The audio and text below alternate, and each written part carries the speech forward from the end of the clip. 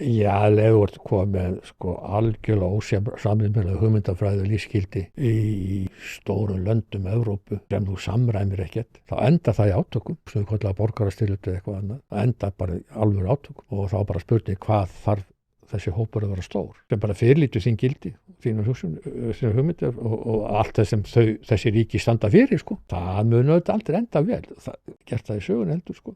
Nei, ég nefnilega þegar maður lesa þessi síðan nýlendufræði sko, þegar maður að lesa Afríku sko, þar sem Afríku var bara teiknuð upp af einhverjum belgum og frökkum og bretum og eitthvað, skiptaði þessu upp og þá var einmitt sagt að sko að helstu vandamálin hafi verið að þeir tóku ekki til álita öll svona menningarlegu áhrifin sem það kynna að hafa út af því að það var ekki teiknað rétt eftir því hvernig menningin væri hvar og þar hafi verið ástæðan því að átök hafi verið í Afríku í allan annan tíma.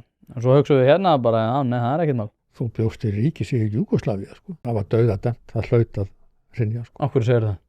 Ég bara það að því að það er bara algjörlega ólíka hópar sem bjuggu inn í Júgóslavíu. Bosnía var bara auðvitað múslimsland. Það gat aldrei ekki. Balkansvæðingin. Já, ég meina